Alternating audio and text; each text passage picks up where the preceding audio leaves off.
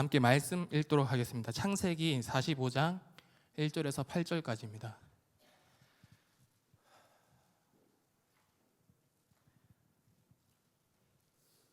창세기 45장 1절에서 8절까지 구약 71페이지에 있습니다. 제가 먼저 읽겠습니다. 요셉이 시종하는 자들 앞에서 그 정을 억제하지 못하여 소리질러 모든 사람을 자기에게서 물러가라 하고 그 형제들에게 자기를 알리니 그때 그와 함께한 다른 사람이 없었더라.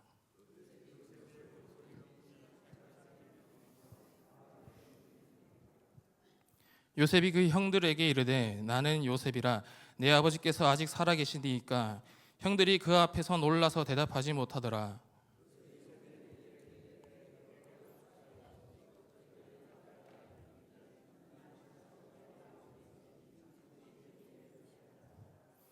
당신들이 나를 이곳에 팔았다고 해서 근심하지 마소서, 한탄하지 마소서. 하나님이 생명을 구원하시려고 나를 당신들보다 먼저 보내셨나이다.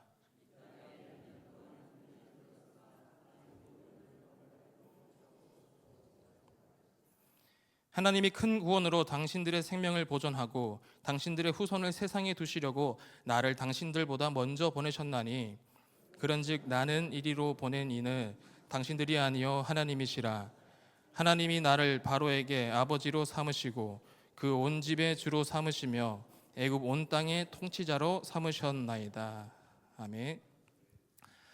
담임 목사님께서는 오늘 더 새로운 교회에 금요 기도회 인도차 출타하셨습니다. 위하여 기도해 주시길 바랍니다. 하나님께서는 아브라함에게 그의 후손을 통해서 세상을 향한 큰 계획을 가지고 계셨습니다. 큰 민족을 이루게 하겠고 또 너의 후손, 너의 씨를 통해서 만민이 복을 받게 하겠다고 그런 약속을 주시죠. 이 원대한 계획을 우리에게 보여주시기 위해 요셉을 택하십니다. 그리고 그에게 우리가 아는 꿈을 하나님께서 주십니다. 형들의 곡식단이 머리를 조아린다는 꿈을 요셉이 원했을 리는 절대 없겠죠. 그냥 하나님께서 주신 꿈입니다. 이렇게 요셉은 자기도 모르는 사이에 하나님과 아브라함 사이에 맺어진 언약이 이루어지는 통로로 사용하게 되었습니다. 요셉의 삶은 정말 미스테리예요. 많은 사랑과 또 아버지의 총애를 받고 또 이집트에서는, 애굽에서는 형통을 누리는 사람이기도 했지만 그와 동시에 아픔과 시련 그리고 고난, 상처가 많은 사람이기도 했습니다. 그런데 요셉은 정작 자기가 왜 그런 삶을 사는지에 대해서는 알지 못했다는 거예요. 원하지 않았는데 하나님께서 꿈을 주셨고 자기도 모르는 사이에 형들은 동생을 팔아버릴 계획을 세우고 실행을 했다는 겁니다. 그래서 시편 105편 기자는 고난 중에 있는 요셉의 영혼이 착고를 차고 쇠사슬에 매여 있는 상태였다고 말하는데 그에게 남은 것이란 애굽에서 그에게 남은 것이란 얼떨결에 받은 꿈과 하나님밖에 없었습니다. 하지만 하나님께서는 요셉과 함께 하시면서 형통한 삶을 주셨는데요. 요셉은 아무 연고도 없는 이 삭막한 애굽 땅에서 하나님과 동행하며 하나님의 은혜 하나로 애굽의 총리까지 되었습니다. 우리는 이제 요셉을 둘러싼 이 미스테리한 말씀을 가지고 하나님이 언약을 이루시는 과정, 아브라함에게 주셨던 언약을 이루시는 과정, 그리고 어떻게 고장난 사람을 회복시키시고 어떻게 후손, 씨를 통하여 만민이 복을 받게 하시는지 알아가도록 하겠습니다. 시편 105편 기자의 말처럼 고난의 여정을 걷는 요셉의 영혼은 매우 상한 상태였습니다. 기억 속에 지울 수 없는 상처가 있었죠. 자기를 팔아넘기는 형들의 표정이 기억에 남아 있습니다. 구덩이에서 꺼내달라는 자신을 보며 즐거워하는 형들의 표정, 미디안 노예상에게 이끌려 멀어지는 자신을 향해 손가락질하는 형들의 표정이 밤마다 꿈에 나와 요셉을 괴롭혔을 겁니다. 이 기억이란 게 참 무서운 게 좋았던 기억이 아무리 많아도 나쁜 기억 하나만 있으면 모든 게 없었던 일처럼 돼버립니다. 채색 옷을 입고 아버지의 사랑을 독차지하며 기분 좋은 꿈을 꾸고 살았더라도 노예로 팔린 그날의 기억 하나로 모든 것이 무너져 버린 거죠. 하지만 요셉은 그렇게 쉽게 기억에 매몰되는 사람은 아니었던 것 같습니다.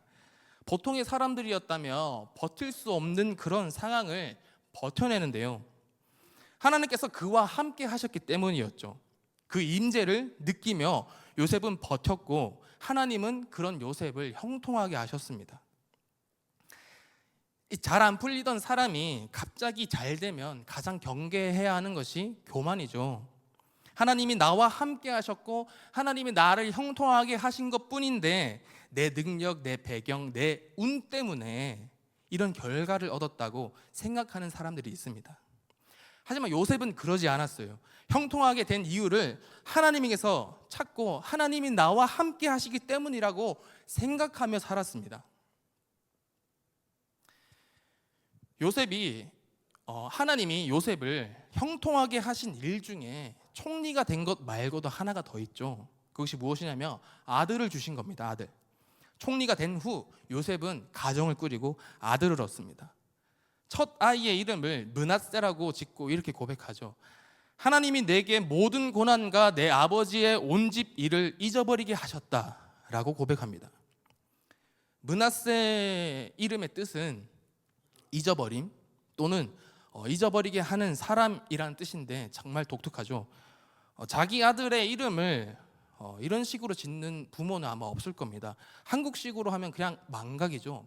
만약에 제가 제 아들을 낳고 제 아들의 이름을 윤망각으로 지으면 정말 웃길 것입니다. 사람들의 손가락질을 받을 거예요.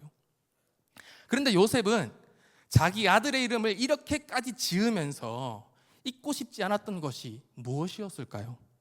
바로 형들에 대한 기억이었습니다.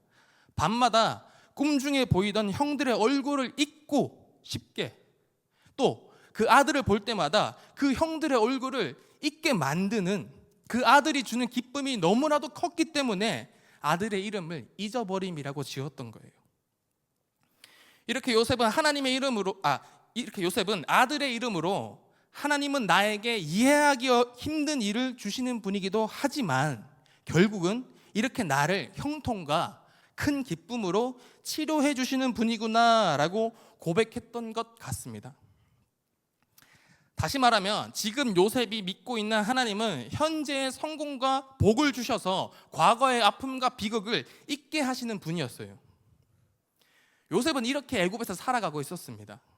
과거의 아픔을 잊을 만큼 하나님께서 형통하게 하셔서 이젠 총리도 됐고 아들도 있으니까 앞으로 나의 인생은 이렇게만 살아도 되겠다 싶었을 거예요. 우리가 바라는 삶도 이런 삶이겠죠. 나를 힘들게 하는 사람이 더 이상 내 눈앞에 내 기억 안에서 사라지고 나에게 오직 형통과 행복만이 남은 삶, 이게 가장 내 인생에서 베스트야 라고 말하며 살 것입니다. 하지만 우리는 질문해야 합니다. 형통과 행복이 과연 내 삶에 깊이 뿌리 박힌 아픔과 비극을 없애고 나를 회복시킬 수 있을까? 요셉은 어떻게 보면 세상에서 가장 큰 지위를 얻은 사람이에요. 자식도 생겼고요, 마음만 먹으면 무엇이든지 할 수 있는 사람이 됐습니다. 그게 요셉의 마음에 자리 잡은 깊은 상처를 치료했었을까요? 그게 아니라는 거죠. 형통이 상처를 낫게 할 수 없습니다. 아픈 기억을 지울 수가 없어요. 요셉은 하나님께서 나에게 형통을 주신 이유가 나를 치유하기 위해서였다라고 생각했는데 그게 아니었던 겁니다. 아이러니하게 자기 사랑스러운 아들의 이름을 부를 때마다 므낫세야, 므낫세야, 아픈 기억을 잊게 만드는 아들아 부를 때마다 자기가 잊고 싶었던 아픔들이 기억날 수밖에 없던 거예요. 아들의 이름을 부를 때마다 지워버리고 싶었던 형들의 얼굴이 계속 생각났던 겁니다. 형통하게 살게 됐으니 이제 잊으면 그만이라고 생각했는데 요셉의 마음은 치유되지가 않았죠. 아마 백날 있어도 치유할 수 없었을 겁니다. 왜냐하면 하나님께서 형통 같은 방식으로 개인의 상처를 치유하지 않으시기 때문입니다. 아들의 이름을 부를 때마다 아픈 기억, 형들의 얼굴이 생각나는 요셉을 치유하기 위해 하나님은 어떤 방법을 사용하시냐면요, 요셉이 그토록 보고 싶지 않았던, 요셉이 그토록 기억에서 지워버리고 싶었던 형들의 얼굴을 다시 보게 하십니다. 저는 이걸 보면서 하나님께서 마치 외과 의사 같다라는 생각을 했는데, 상처를 치료하기 위해서 상처를 가르는 그런 모습인 거죠. 하나님은 요셉을 치료하고 회복시키기 위해 그를 용서의 자리로 인도하십니다. 그 배경이 우리가 알고 있는 애굽과 가나안 그리고 그 주변 일대에 일어난 엄청난 대기근인데, 많은 사람이 곡식을 사기 위해 요셉이 있는 애굽으로 몰려옵니다. 이것은 가나안에 살고 있던 야곱의 아들들, 바로 요셉이 있고 싶었던 형들도 마찬가지였는데, 처음 형들을 마주했을 때 요셉은 무시를 택했어요. 성경에는 요셉이 형들을 정탐꾼으로 몰았다고 하는데, 이건 정탐꾼으로 몰았다고 해서 복수로 볼 수 있는 것은 아닙니다. 요셉은 형들을 보고 마음에 화가 치밀어 올랐겠지만 복수가 상처를 치료하지 못한다는 것쯤은 너무나도 잘 알고 있었어요. 왜냐하면 요셉도 인생의 경험이 많았던 사람이기 때문에, 요셉도 이미 한 나라의 가장 큰 어른이 되었기 때문에 복수가 자기 마음에 있는 상처를 치료할 수 있다라고는 생각하지 않았어요. 복수가 목적이었다면 정탐꾼으로 몰아가는 것보다 더 쉽고 더 강하고 더 악랄하게 형들을 처벌할 수 있었겠죠. 하지만 복수를 선택하지 않았습니다. 그런데 이렇게 복수를 선택하지 않았다고 해서 자기 정체를 형들에게 공개하고 서로 끌어안으며 용서의 장을 만드는 것도 더더욱 생각이 없었어요. 그냥 무시를 택했던 겁니다. 요셉은 다른 꿍꿍이가 있었던 거죠. 친동생 베냐민을 애굽에 불러 애굽에서 함께 살게 하여서 자신이 가지고 있는 부를 공유하면서 남은 여생을 같이 형통하게 살고 싶었던 거예요. 그래서 형들을 정탐꾼으로 몰고 시므온을 볼모로 잡아서 동생을 데려오라고 시킨 거죠. 요셉은 그런 식으로라도 자기 아픈 상처를 완전히 치료하고 싶었던 겁니다. 앞에 와서 머리를 조아리며 절하는 형들을 보니, 이게 하나님이 주신 꿈이 바로 이런 거였나? 형들이 진짜 나에게 머리를 조아리네. 이제 꿈은 성취됐으니 나의 억울함은 풀렸고 동생이라도 나와 함께 여기서 이제 살았으면 좋겠다. 이것만이 이제 나에게 남은 행복이야 라고 생각했던 것 같아요. 요셉은 이제 머리를 조아리는 형들의 모습을 보고 자기 꿈이 실현된 것을 확인하고 형들을 그냥 무시해버리는 쪽을 택했습니다. 자기 정체를 공개하는 그 순간 복수를 선택하든 용서를 선택하든 둘 중 하나는 해야 했으니, 그냥 무시하면서 형제 관계가 아닌 강자와 약자의 관계에서 곡식을 그냥 주고 자비를 베푸는 정도로 그냥 형들을 처리하려고 했어요. 요셉의 목적은 이미 친동생 베냐민과 함께 사는 것이었으니까 형들이 있든 없든 그들에게 용서하든 복수를 하든 상관할 일이 아니게 됐기 때문입니다. 이제 형들이 가나안에 돌아갑니다. 시므온에게는 참 미안한 일이지만 야곱은 절대 베냐민을 데려갈 수 없다고 말하고 보내지 않아요. 그렇게 시간이 흐릅니다. 또 양식이 떨어져요. 야곱의 가정에 양식이 떨어집니다. 이번에는 꼭 베냐민을 데려가야지만 곡식을 줄 것 같아서 아버지 야곱을 간절히 설득하여서 베냐민과 함께 애굽으로 떠납니다. 근데 요셉은 베냐민이 온다는 걸 이제 알고 친동생을 붙잡기 위한 계획을 세우는데 은잔을 숨겨서 도둑으로 몰아가는 거죠. 이제 베냐민도 도착하고 요셉의 형들 다 도착한 가운데 곡식을 주고 다시 돌려보냅니다. 곡식을 주고 돌려보내는 과정에 베냐민의 자루에 은잔을 숨겨두죠. 돌아가는 여정에서 요셉이 보낸 하인이 베냐민의 자루에서 은잔을 꺼냅니다. 그게 발각되니까 일의 심각함을 느끼고 형제들은 다시 요셉에게로 되돌아갑니다.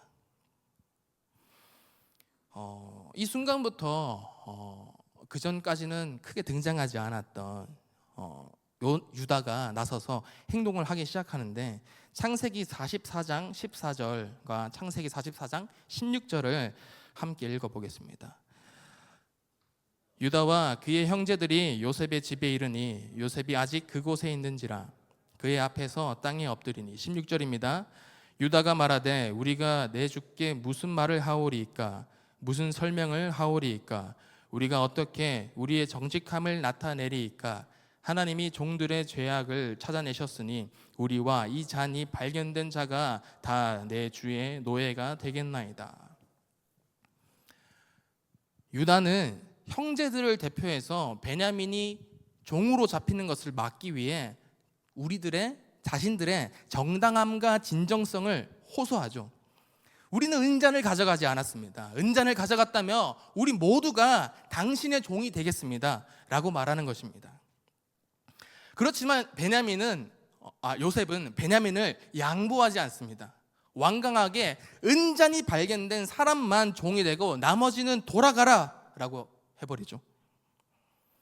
유다는 요셉의 이런 강경한 태도를 보자 지금까지 꺼내지 않았던 이야기를 하게 되는데, 어쩌면 요셉도 잊어버리고 외면하고 있었던 아버지의 이야기를 꺼냅니다. 창세기 44장 22절입니다. 우리가 내 주께 말씀드리기를 그 아이는 그의 아버지를 떠나지 못할지니 떠나면 그의 아버지가 죽겠나이다. 30절에서 31절 함께 읽겠습니다. 아버지의 생명과 아이의 생명이 서로 하나로 묶여 있거늘 이제 내가 주의 종 우리 아버지에게 돌아갈 때 아이가 우리와 함께 가지 아니하면 아버지가 아이의 없음을 보고 죽으리니 이같이 되면 종들이 주의 종 우리 아버지가 흰머리로 슬퍼하며 수월로 내려가게 함이니이다. 요셉은 이전부터 형들과 나눈 대화를 통해 아버지가 살아계심을 알고 있었지만 베냐민만 데려오라고 했습니다. 형들에게 받은 상처 때문에 아버지로부터 받았던 사랑까지 모조리 잊어버렸기 때문입니다. 형들을 만난 순간부터 지금까지 요셉은 단 한 번도 아버지에 대해서 생각하지 않았지만, 요셉은 베냐민이 자기의 친동생인 것까지만 생각했지만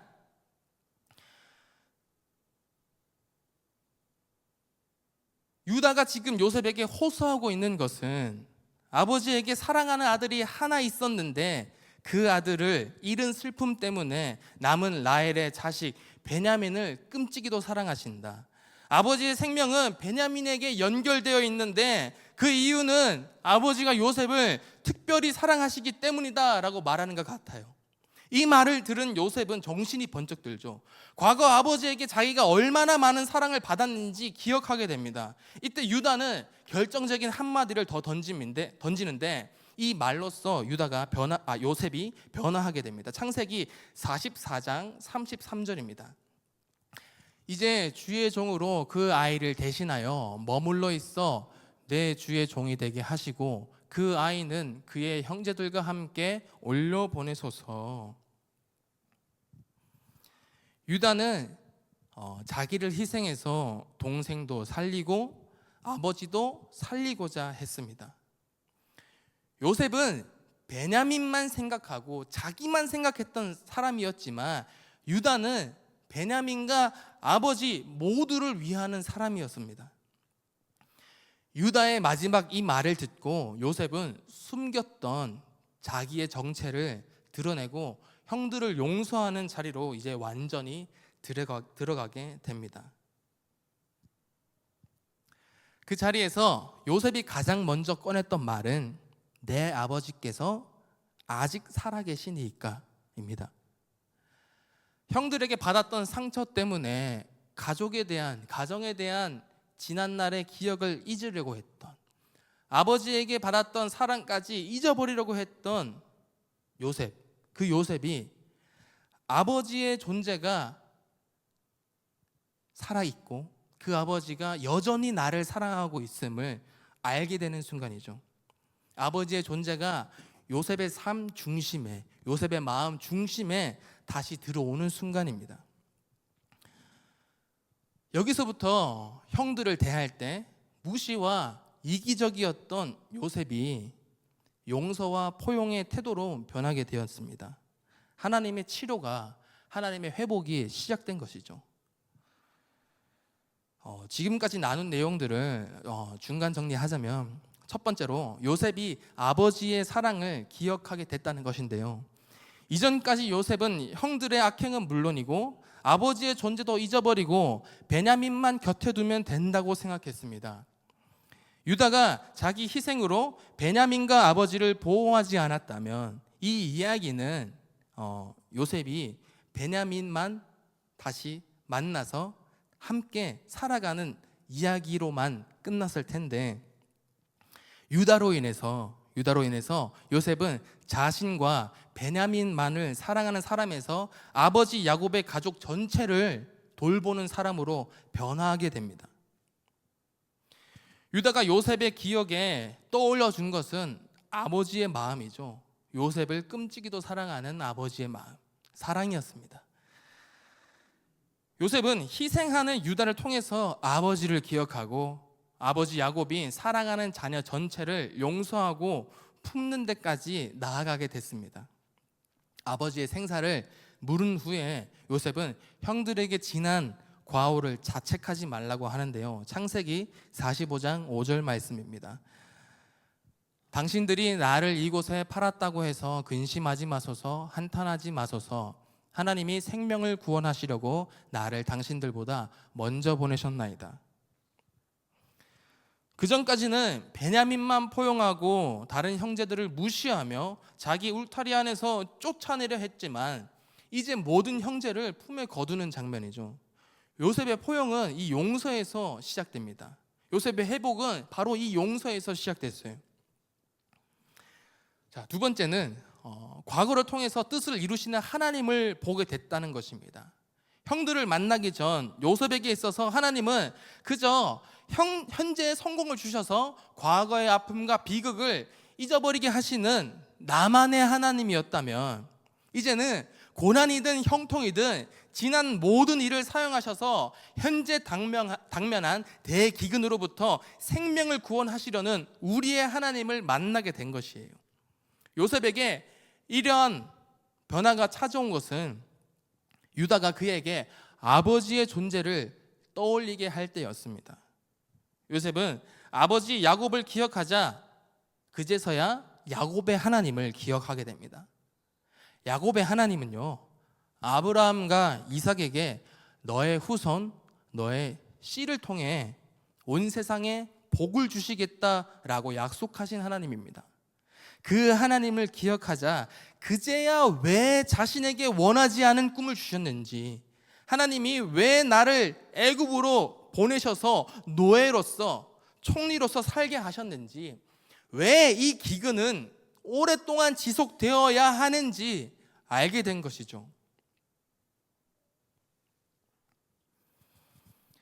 하나님이 일으키신 회복의 역사를 경험하고 난 요셉은 이제 자기에게 일어난 모든 일을 하나님의 관점에서 해석할 수 있게 되었고, 더 나아가서 하나님은 아브라함의 후손인 자신을 통해 만민의 생명을 보존하는 계획을 하셨다는 것을 발견하게 됩니다. 우리가 아까 요셉이 회복되고 형들을 용서하는 배경에는 하나님께서 일으키신 기근이 있었다고 했는데, 용서가 이루어지고 있는 이 시점에도 여전히 기근은 애굽과 가나안과 그 일대 사람들을 굶어 죽게 만들고 있었죠. 요셉이 해석한 바로의 꿈, 7년 동안 풍년이 있고 또 그 다음에 흉년이 있다는 것, 이 꿈이 현실로 이루어진 지는 시간이 많이 흘렀습니다. 풍년이 지나갔고 기근이 진행되고 있는 중입니다. 형들은 고향으로 돌아가 아버지 야곱을 모시고 다시 애굽으로 왔습니다. 요셉의 고향에서 그의 가족이 왔다는 소식에 바로는 그들을 초청하였는데요. 요셉은 이집트 사람들이 목축업을 하찮게 여긴다는 것을 미리 알고 형제들이 목축업으로 이집트에 정착할 환경을 만들어주기 위해 사전에 미팅을 가졌습니다. 바로가 직업을 물을 것인데 목축하는 사람들이라고 대답하세요 라고 준비시켰고, 이어서 바로를 찾아가 자기 형제들은 고센 땅에서 가축을 돌보는 사람들입니다 라고 미리 사전에 조정을 다 해놨습니다. 이제 둘이 만나게 되죠. 형제들과 바로가 만납니다. 바로의 입에서 그들 중에 능력 있는 자가 있거든 그들로 내 가축을 관리하게 하라라는 지시가 떨어졌고, 아버지와 형제들은 고센 땅에서 바로의 가축을 기르며 정착할 수 있는 환경에서 살게 되었습니다. 장기적으로 본다면 요셉의 가족, 야곱의 가족이 기근을 견뎌낼 환경까지도 요셉이 만들었던 걸로 보여집니다. 요셉의 가족은 이제 직업과 정착지를 제공받고 고센으로 올라갔습니다. 하지만 기근은 여전히 끝나지 않았어요. 세계에서 가장 유명한 강을 말하면 나일강이죠. 길이가 무려 에티오피아에서부터 시작돼서 6,600km라고 합니다. 엄청난 강이죠. 근데 이것보다 더 엄청난 사실, 제 기준에서는 길이보다 더 엄청난 사실인데, 나일강 하류가 범람하면은 그 시기와 양이 항상 일정하답니다. 그래서 이집트 사람들은 나일강을 중심으로 살아갈 수 있었고 계절도 나누고 나일강 자체를 신으로 섬길 만큼 이었다고 해요. 그러나 그 엄청난 강도 기근의 장기화를 견딜 수 없었겠죠. 이제 강까지 말라버립니다. 이제 그러니까 그 강을 끼고 생활을 이어오던 이집트 사람, 애굽 사람들도 이젠 버티지 못할 지경까지 이르렀어요. 여기서 잠깐 요셉이 형들을 용서하는 장면으로 돌아가서 오늘 읽은 구절을 한번 살펴보면 창세기 45장 6절을 가운데 두고 비슷한 말로 5절과 7절이 기록된 것을 볼 수 있습니다. 이 두 구절 45장 5절과 7절에서 반복되는 단어가 하나 있는데 생명입니다. 하나님은 도대체 누구의 생명을 보존하려고 하셨던 걸까요? 7절의 생명은 누구의 생명인지 정확하게 지시되어 있습니다. 하나님께서 야곱의 가족의 생명을 보존하시기 위해 나를 애굽에 보내셨다라는 것을 확인할 수가 있죠. 그렇다면 5절에서의 생명은 누구의 생명일까요? 요셉이 애굽의 총리인 것을 고려한다면 여기서의 생명은 7절에서 생명은 복수로 기록되어 있는데 5절은 단수입니다. 단수인데 단수라고 해서 한 명이 아니라 집합명사라고 할 수 있죠. 집합명사. 단체를 하나로 묶어서 부르는 것. 요셉이 애굽의 총리라는 것을 감안한다면 야곱의 가족뿐만 아니라 온 애굽 백성까지 하나로 묶어서 그들의 생명을 포함한다라고 보는 게 더 자연스럽습니다.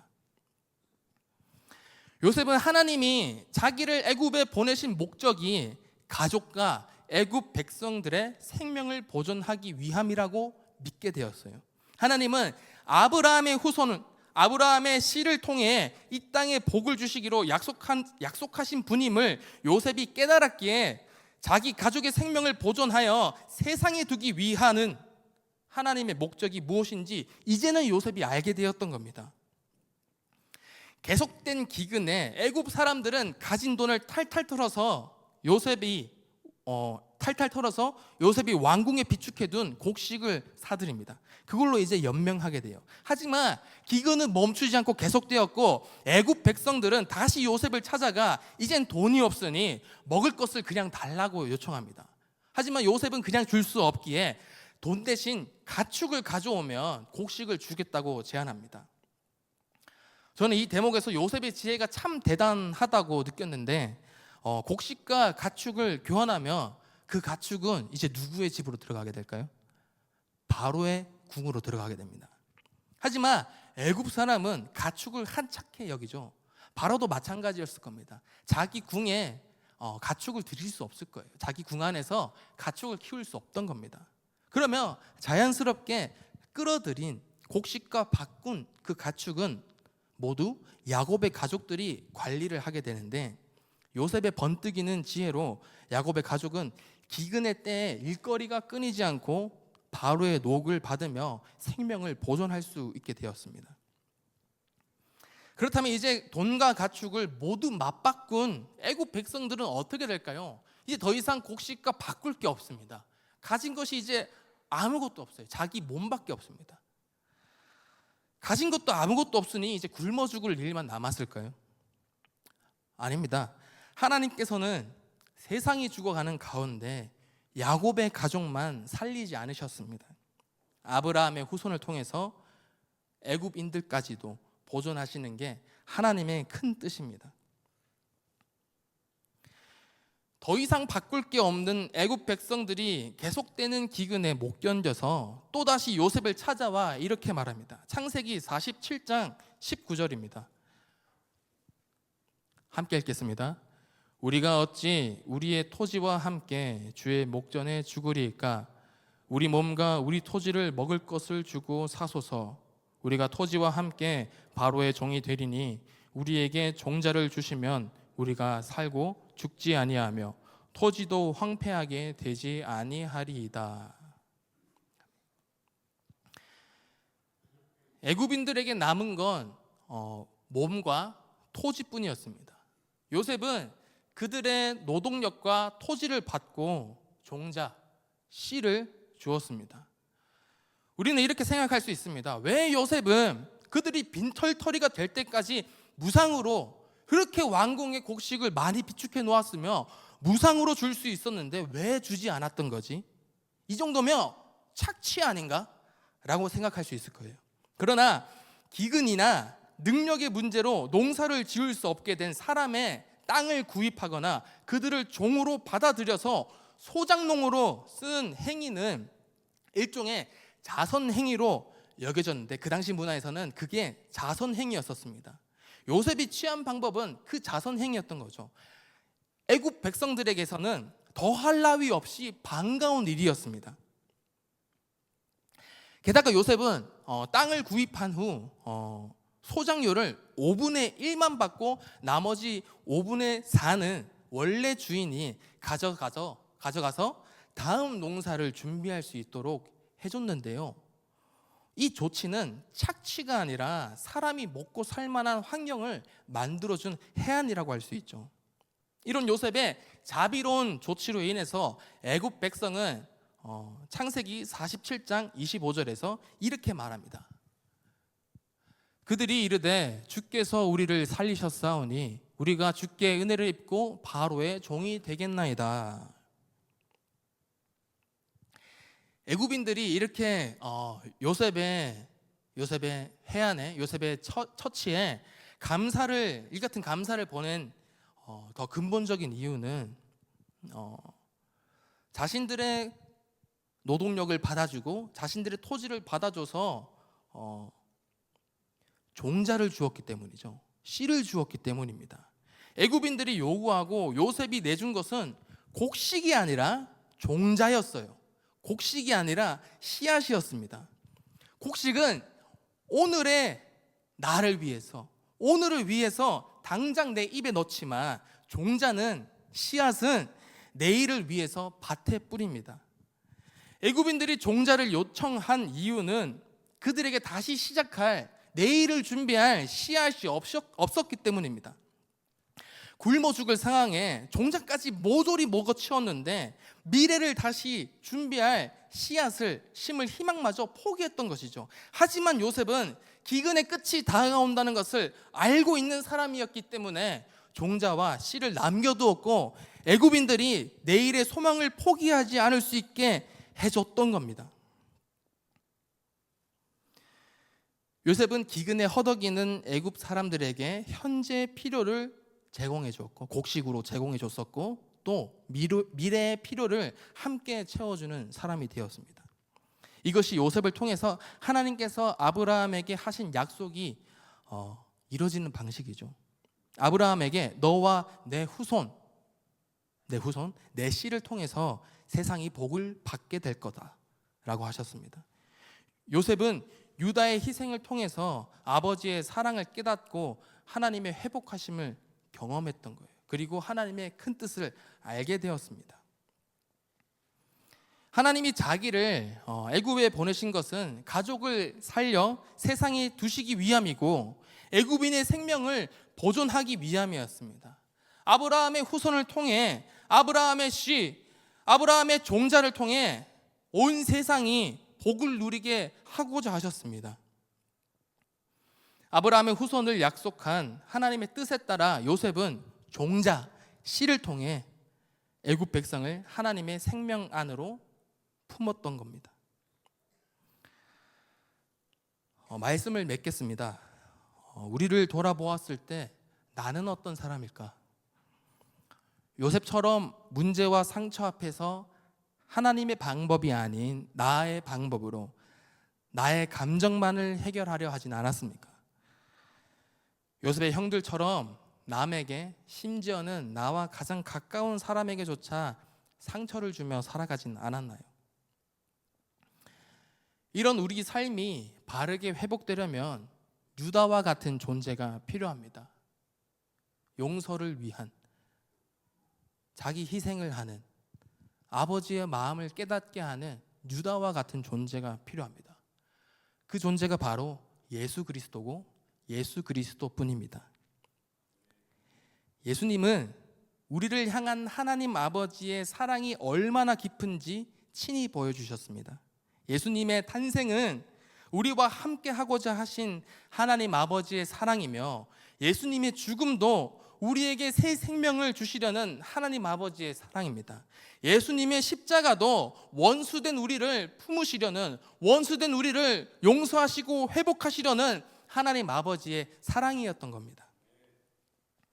불과 10여 년 전까지만 해도 우리 사회는 뭔가 좀 마음에 안 드는 면을 가진 사람이 있어도 이해하고 납득하려는 정이 있었고, 실수와 잘못이 있어도 괜찮다고 용서하는 게 덕으로 여겼던 우리나라였죠. 우리 민족이었습니다. 그러나 지금은 누구 한 명이 실수하기라도 하며, 누구 한 명이 잘못하기라도 하며 득달같이 달려들어서 손가락질하고 무너뜨리라고 갈등을 조장하고 서로를 파괴하는 일이 너무 많아진 것 같아요. 이 땅에 오신 예수 그리스도는 우리에게 아버지의 마음, 서로 용서하고 보듬어주며 그것으로 인해 회복의 역사를 경험하길 바라시는 하나님 아버지의 마음을 전하기 위해 오셨습니다. 그리고 그 예수님은 하나님께서 세상을 복되게 하시기 위해 약속하신 아브라함의 후손이자 생명을 위해 이 땅에 뿌려진 종자였었어요. 그 예수님께서 부활하신 후에 숨어있던 제자들에게 나타나 이렇게 말씀하셨습니다. 아버지께서 나를 보내신 것 같이 나도 너희를 보내노라. 세상의 교회를, 우리 한 사람 한 사람을 요셉이 종자를 준비하고 그 종자를 주었던 것처럼 하나님도, 예수님도 세상의 교회를, 우리 모두를 종자로 뿌리신 거예요.